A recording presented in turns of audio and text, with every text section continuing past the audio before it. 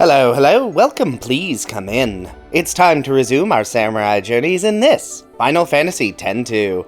And, as is going to be the theme of this entire series, samurai in this game bear almost no similarity to its presence in the last game in this series. Expect this to continue. The intro has nothing of interest, and here we are aboard the Celsius, and it's time to load up my good old save editor and throw in a handful of samurai dress spheres for convenience. This will let me always have my characters be samurai, but also benefit from gate abilities, which is less integral for samurai than most other classes, but is still going to be needed. Anyway, grab the free items in the engine room. Who does keep restocking these throughout the game? Could they just hand them to me directly instead? Anyway, first proper story sequence in Mount Gagazet, and it's time for the first proper boss fight with samurai. So, samurai are a physical offensive class, big surprise. What is kind of odd is that they basically wield greatswords? I assume this was done as an homage to Orin from the original game, but it is interesting compared to other samurai in this series. Anyway, this fight is super easy. Having 3 strong physical characters makes most fights early on pretty easy, even if their actual attack speeds leave something to be desired. The random encounters between me and the end of this sequence are also not dangerous at all. Big Sword is very effective. Ooh, Muscle Belt. Love a strength buff. Just in time for the next boss fight against Boris, and it's time to unveil a new ability, Non-Parel. This raises the user's strength and accuracy. The strength benefit also stacks up to 5 uses, which could be useful for longer fights, but isn't super essential for a boss this easy. Next, let's pop down to the Mihen High Road, really just for some casual grinding to get a few levels and start making progress unlocking abilities. Samurai have a lot of useful abilities that often do very different things, so it's good to make the effort to unlock most of their abilities. And it is story time in Besaid. Hi Lulu, yes, I'll go find Wakka. Find some codes, refuse to remember where the 4th one is, type in a random 4th digit, and oof, 9 attempts? Bad luck. Anyway, there is a sphere here, but first I need to kill another boss. Let's see how samurai do. Flame Dragon is a pretty spicy boss with all target flame breath and pretty dangerous physical attacks. My first goal is to set up some strength buffs, which helps, but honestly not by that much. I could heal, but I could also use Mirror of Equity to deal bonus damage based on lost health. This is a risky strategy and really only provides a benefit at low health totals. But once I am at low health levels, it does good work. And that is another boss down. Next, we head over to Zanarkand to deal with even more nonsense. The random encounters here are mostly... Oh, Riku's dead. That's a problem. Maybe I should be doing more random encounters than I have so far. The downside of skipping all the optional content is being always underleveled. At least I don't have to worry about running out of MP. And the LeBlanc Clunes are pretty easy to beat up. It's basically free experience. This game does love to give out a lot of treasure chests full of vaguely useful items, huh? Weird, but I guess I'll take it. Ooh, a behemoth. Probably not a great fight to try and pick. On the other hand, I am very stubborn. Okay, not bad. Definitely wasted resources though, and then comes the Guardian Beast. Another rough boss fight. First up is to buff Yuna's physical attack, and then just spam attack and heal as needed. This boss also loves to inflict a bunch of status effects, which I don't appreciate. Maybe I should have buffed strength one more time. The fight is lasting longer than I'd expected. The problem with the strength buff is that Bushido skills take a really long time to charge. It's very annoying, but this should be fine. Oh right, it has an all-target attack. That deals a pretty good chunk of damage, and then apparently just constantly attacks. This isn't really what I wanted. Guess I'm gonna have to try again? Oh, wait, that killed it? Huh, convenient. It burned through a lot of my healing items, but that's okay. I can always buy more. Alright, that opens up the last mission of Chapter 1, and that is down to Kilika. Let me just steal a bunch of random items around the map, as usual, then it's into Kilika Forest. While I'm here, I should grab even more experience. I would prefer not to have another repeat of the Guardian Beast disaster. Anyway, next boss time. First, let's throw out a light curtain for some protect, then another strength buff, and that's kind of it. I don't really have any good offensive abilities other than just attacking, which, to be fair, is not terrible at this point in the game. My only healing is potions, which are limited in their usefulness, especially when people start dying. Seriously, this is becoming a very quick problem. How many Phoenix Downs do I have? 16? That should be enough. How's Mirror of Equity do? That was not that much more than a basic attack. Not surprising, it does scale up as my HP goes down. There we go, that was a much better hit, and that's the YSLS 0 down. And that concludes Chapter 1. Ooh, wristband. More strength, more damage. Flip a coin comes up New Yevon, so they get the sphere, because I don't actually care at all who gets it. And once more to the Mihen High Road, entirely to grab free items and experience. Might as well also fight the Youth League in Mushroom Rock. They often drop high potions, which should be nice, and give pretty easy experience. Oh, I can also try out Riku's new Fireworks skill, which does deal pretty good damage. It is kind of MP expensive, though. Elma's kind of strong, or I'm kind of weak. Either could be true. And now it's time to solve my consumables problem once and for all. Let's just sell some accessories for some easy money. No reason I'd ever need this Kinesis badge. Then buy and sell some information. The best deal is 100,000, but I'll settle for 70 because, wow, it is super tedious to reset a bunch of times. I never got a walk on the Celsius. I am pretty sure you can still do that in Chapter 2. Yes, fantastic. Okay. Awaka, to my airship. I'll be with you shortly. To buy and sell infinite items until I have just barely managed to pay down Awaka's debt. I can then buy items at a steep discount and then sell them to Barkeep for a tidy profit. This process is not fast, but it does get me infinite money and maxed out healing items. And now it's time for a really annoying minigame sequence, because I need to calibrate the lightning towers and the thunder plains. I need to try to calibrate all of them and successfully calibrate 5 of them. And each one is a slightly obnoxious minigame. Riku, I have to hit the correct button very quickly. Pain, I have to hit the correct button of 3 as they are falling. And Yuna has to memorize button patterns. And you better believe each tower requires 30 successful hits to be a success. Honestly, the biggest problem with these minigames is probably the buttons. Why are the buttons so tiny? Did they mess up the scaling when they ported this to HD? I'm half convinced the design team were competing on who could make the most obnoxious button minigame. I can barely even see these. And I just had my eyes thoroughly tested. Wait, why are these so much bigger? Did they just scale the ones on the north half of the Thunder Plains and forget the others? I know Square Enix has a pretty shoddy history with many of their porting efforts, but come on. You fixed the resolution once, you could have just done it again. Anyway, all of that complaining was in service of getting a new garment grid, Samurai's Honor. Once I pass through all the gates, the character gets plus 15 strength. This is neat, but not why we're here, because it also gives a reduction in the charge time for Bushido abilities, which is very, very good. Anyway, time to actually do the story. This starts in Jose, where I need to get permission to dig in the desert. Then out to Mushroom Rock Road. Here I can show off my gate abilities by... Oh, I forgot to change these to not show animations. Well, this is going to take a bit.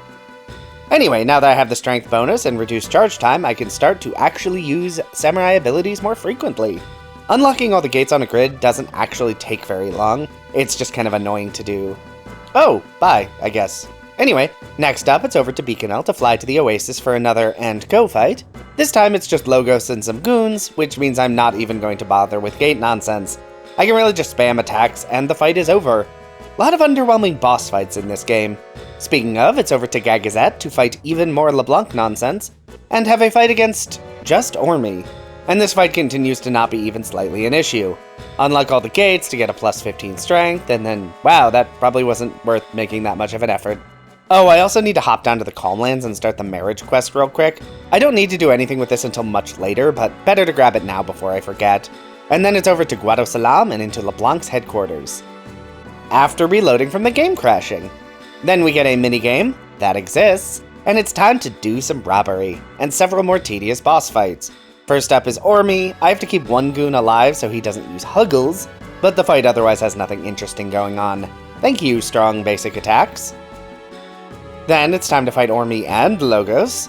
Ormy needs to drop first, because again, Huggles, but this is a fight where Garment Gate abilities are definitely worth grabbing. Plus 15 strength is a decent buff to attack. Wait, how much damage did Fireworks just do? On all targets. And it's time for the final proper LeBlanc fight. And my plan starts the same. Gate boost to my strength, and then throw out Fireworks, which is dealing just an absurd amount of damage. Seriously, why do Samurai always have stupidly good all-target damage? That fight is rarely that difficult, but that was comical. Oh, and the Charm Bangle. No more random encounters for me. I could be stupidly underleveled forever now. Which is all I've ever wanted. And now we've teamed up with LeBlanc & Co, and it's down to Bevel to deal with the end of Chapter 2 nonsense. Which means changing some platform settings, diving into ye old Cloister of Trials, and beating up a lot of pretty easy monsters. Whatever potential gripes I'll have for Samurai at the end of this, to be determined, they do deal pretty decent damage with their basic attacks, which makes random fights way less annoying to deal with. Oh yay, we've reached everyone's favorite section! No, get out of here, you stupid cannon machina. No, this, the rotating platform puzzle. Isn't this such a fun section that everyone loves and wants to engage with? Alright, then it's a boss. Let's dive through some gates. Then use basic attacks and sparklers, and wow, that was really fast. Turns out having good strength and an actually decent attacking ability is pretty good. Let's see how that holds up against the next boss, Barreleye. Basic damage is pretty good. Let's check out Sparkler. I see. That was indeed quite effective. So, time for Dark Bahamut, the final boss of Chapter 2. So, time for some gate bonuses. Dark Bahamut is pretty beefy, so I am going to buff Yuna and Pain's strength. I'm almost certain Sparkler deals damage based off strength. I can also use Hayate, which hastes the user. It is weird that samurai in this game have so many self-buffing moves. From there, the fight is pretty easy. I deal a lot of damage and have way too many high potions, so that was pretty nice and easy. And it's into Chapter 3, which means State of the Emergencies, which I will be ignoring entirely to dive into Luca to do some sphere breaking. Most of the items in this area are completely worthless, but the treasure hunt garment grid itself is very, very good. Because this will give me the ability to mug, and stealing extra items is always nice. And then it's into the Mihan High Road for some Machina hunting. I don't actually know why I always do this quest. I think I've just gotten in the habit to do it for some stealables and nice experience. And if the auto-on screen weren't obvious, it's also really easy with Samurai. Okay, now that that's done, I can dip back into Guado Salam to steal a Tetraband. Elemental resistances can be pretty nice. And now down to Makalania to see if those fiends are going to suck or not. They basically always do. And that remains true here. I feel like the enemies here are tuned really weirdly. Like, I know I'm only using one class, and I'm definitely a little under-leveled, but still, I easily beat a bunch of bosses leading up to this. This really shouldn't be as difficult as it is. I guess it is really just the Chimera, though. I guess that's the only enemy that's actually overtuned. Anyway, doing that gets me a lot of experience, a bunch of items, and a walk-up bails on the airship to set up shop here for Chapter 5. Will that shop be useful? No idea, don't actually care. But I guess I should start dealing with all this Aeon nonsense, and that starts in the Calmlands and the Cavern of the Stolen Faith, which admittedly is not mandatory. Wait, why am I doing this? Rescuing a bunch of randos who have some very strong opinions about how I should be saving them, and it's boss time! Normal start, gate abilities unlocked, and then it's time to do some buffing. Yojimbo can deal MP damage, which means I want to get buffs up now before I run out. Once that's done, I can start using basic attacks, and wow, those are some chunky hits, especially with the combo bonuses. Out comes Anmato, and I don't quite manage to get a heal on Yuna. Bummer, that's those strength buffs lost. At least the gate unlocks stay in place. But I now have no MP, so it's all basic attacks and healing items to try and keep my party alive. Yojimbo does have a lot of HP, good thing Samurai deal a lot of damage, and with one Aeon down, it's time to start taking out the rest. And the next one on my list is Veilfor down in Besaid. And yep, time for some gate swaps. Hooray, big strength upgrades. Veilfor isn't as durable as Yojimbo, but it's still probably worth doing at least a little bit of strength buffing. Oh, okay, maybe I didn't need to. That was very fast. So, next Aeon is down in Kilika. I need Donna's help to bypass the Lao. They really would just turn anything into a minigame in this era of game design, huh? Then I need to sneak through the forest again, and it's into Kilika Temple. The puzzle here is a bunch of random encounters. How exciting! And easy. And then comes Ifrit. It's worked so far, so we're just gonna do it again. Gates, strength buffs, deal a bunch of damage. Oh, Yuna's down. Clean Slate just does not heal enough health to be useful. Oh well. That's why we max out strength and then hit for a bunch of damage with basic attacks. Ooh, that is an ill-timed Hellfire. Guess I'll need to use more Phoenix Downs? This is going really badly, actually. Let's just burn through even more consumables. I have so many, and you can't take them with you. In retrospect, I probably should have equipped something to reduce or absorb fire damage on everyone. Oh well, fight's over anyway. Alright, only one Aeon left, and that is Ixion and Jose. And after Ifrit, I'm a bit worried. Ixion is usually a little more difficult. Why does Ixion only have Thundara? I guess I should also use No Fear in my setup. This applies Shell and Protect on the user, which should be pretty good for survivability. Defense is set up, it's time to get some gate hopping. And nope, not too much damage from Thor's Hammer, so really all I need to worry about is Aerospark, and only because it deals percentage damage. But I have high potions, so that should not be a problem. I think I'll also max out Yuna's strength. Ixion doesn't heal itself very much, but it does heal itself, so I should make sure I'm dealing maximum damage. And yeah, that was really all I needed to get this fight done. Goodbye Ixion, and last of the Dark Aeon plot nonsense, for now. Oh, but Yuna falls into the live stream, and that becomes a whole thing, made entirely out of green screen apparently. And that means it's time for Chapter 4, the shortest and least interesting chapter in the game. Down to the engine room for my free consumables, and then to barkeep because I probably need to restock on high potions. 28? I've used 70 high potions? This is why I don't use consumables when I play casually. Too expensive. Then some sphere chats, exiting out as soon as I possibly can, and it's time to have a concert. In the Thunder Plains. Which is probably the worst place in the world to have a concert. And that means totally nonsense. I hate this section. It's so awful. And then it's time for this minigame where I spam all the buttons and score 3 times the required score needed to get the best prize. The smooth sailing won't be useful until I get a speed bracer, but I'll be grabbing one before too long. The next boss is probably going to be dangerous. Let's switch over to the Tetramaster garment grid I picked up. Somewhere. The gates on this grid let me absorb elemental attacks, and by default grants Tetra Strike. Salamander is neutral to most elements and weak to ice, so that should help? Oh right, Salamander can one-shot anyone in my party. And I didn't get Protect up fast enough. Okay, this isn't a great start, but it's not the end of the world. Let me do some real fast recovery, and Flame Breath now heals my entire party. It's not a lot, but it is nice. I will say the Salamander is also very fast. Faster than using a high potion, which is unfortunate. Okay, my strength on Yuna is buffed, and the damage is fine. It's nothing exciting, but it's okay. I really just need to be careful with the Salamander's basic attack because it can absolutely one-shot even through Protect if I'm not at max health. I really wish I had any way to inflict blind.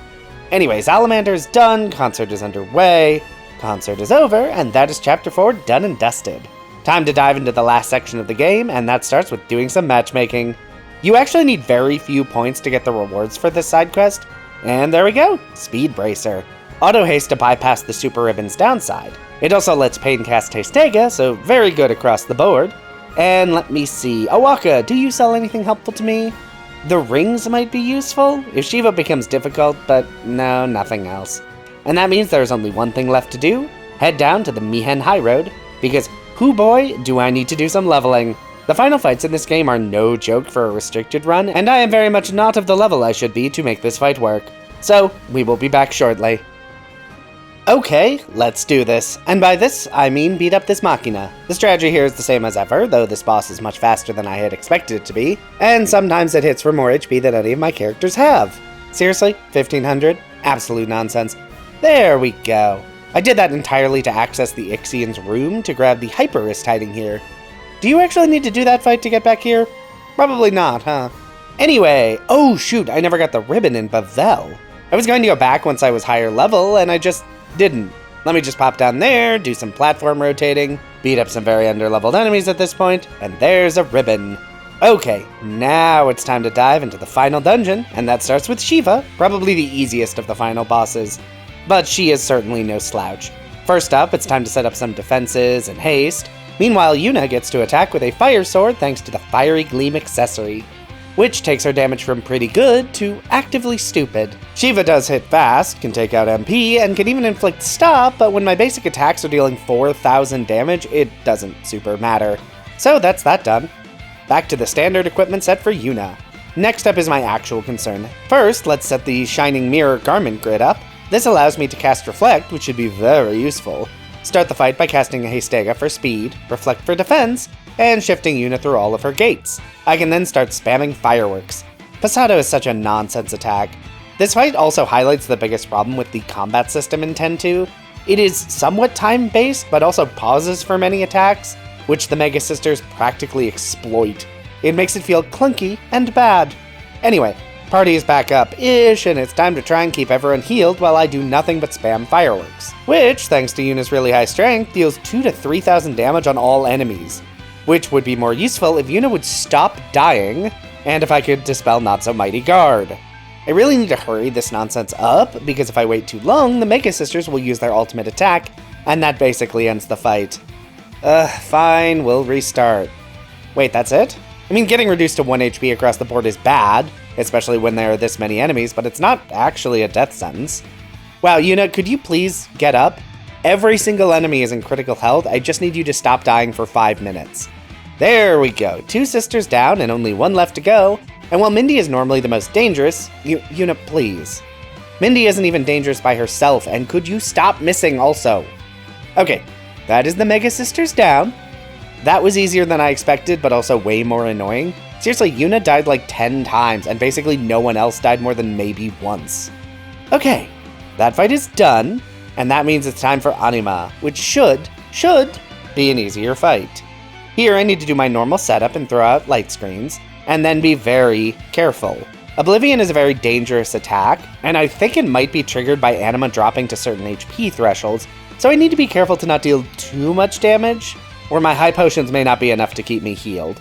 I also need to make sure Yuna doesn't die, or all my strength buffing will be for nothing, and that would be sad, especially considering how much damage Yuna is doing with every hit. Okay, first Oblivion, and it looks like 900-ish damage. Okay, that is my minimum HP threshold. Ideally for everyone, but definitely for Yuna. She may not be dealing holy damage, but 2500 is pretty good. Actually, how much damage does Sparkler do? Oh, 5000. Okay, Bushido also bypasses silence, because why wouldn't it? Okay, well, that was a fight. With how much damage I dealt, I'm not expecting any of the final bosses to actually be difficult, but we'll find out. But before we can actually do fun things, it's time to do a stupid piano puzzle. At least there's a Mega Elixir. And then we get another piano puzzle. 2 piano puzzles for the price of 1. Hooray. And now it's time. Let's dismantle this jerk. The first boss in this gauntlet starts with the tail. And this fight could be a problem. It only has 2 attacks. A swipe that deals 1,250 damage to the entire party, and a laser that takes out about a third of the target's max HP. Defensive buffs do absolutely nothing. So my only hope is to buff Yuna's strength to the absolute max and start attacking. Basic attacks deal pretty good damage, but let's switch to Sparkler. It has a charge time, but that's shortened thanks to my garment grid and should do pretty good damage. Yeah, that'll do it. Good thing this boss doesn't have a lot of health. Okay, next up is the leg. 3 nodes, all shooting nonsense lasers and random spells, so let's haste, protect, shell, and start buffing my offenses. And I'm already starting to see a problem. Even with double high potions, I may be losing the damage race. And the leg has protect, and I don't have any way to dispel that, which is a problem. I am still dealing a little over 1,000 damage per hit, but yeah, that's not gonna work. Maybe it will? My damage ratios are looking pretty tight. This stupid boss can in fact also heal, and I really just don't have the healing I need for this to be a winning fight. And yeah, one poorly timed stomp is all it takes to kill me. Okay, let's give this another go. And again, I guess. I really need to think of a better strategy here, because throwing myself face first at the problem is not, in fact, solving my issue here.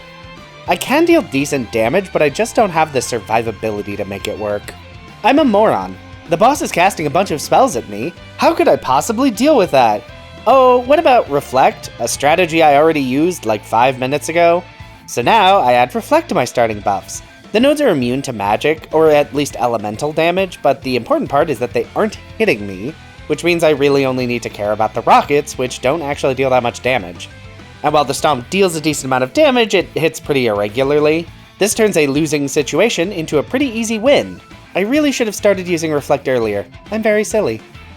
And it's time for the core, and this is not going to be difficult, I'm already certain about that. Fireworks deal way too much damage and target all enemies. The core does nothing except raising the hands after they die, so Yuna can just use fireworks every attack.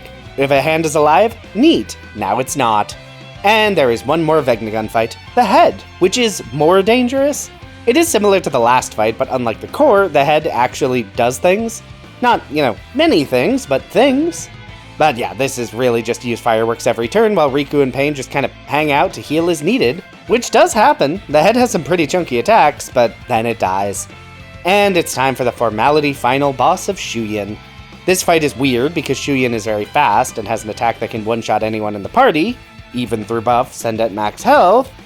On the other hand, he also has 3 moves that do barely any damage and basic attacks that are not worth caring about. I can't buff my strength because I'll just die, but it doesn't really matter. Shuyin doesn't have very much, can't really do any significant damage, and I do have a lot of healing items stocked up to get around this nonsense. Oh, how much damage did Spare Change deal? A decent amount, but not enough to be worth using. Anyway, goodbye, Shuyin.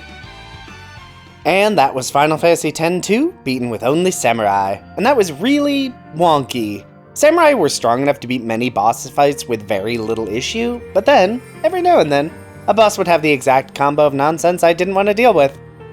But I will have more to say about that in the summary video, out in a few weeks. I did want to shout out that I do have a Patreon, linked in the description. I spend a lot of time making these videos, so if you enjoyed the video, want to support the channel, and are financially stable enough to do so, that exists. No pressure though, this channel is free to enjoy for everyone, and will remain that way. For now, if you like this video, be sure to hit that like button. If you'd like to see more of this, feel free to subscribe. Hey, maybe leave a comment if you have something you'd like to say. But whatever you decide to do, have a safe trip home.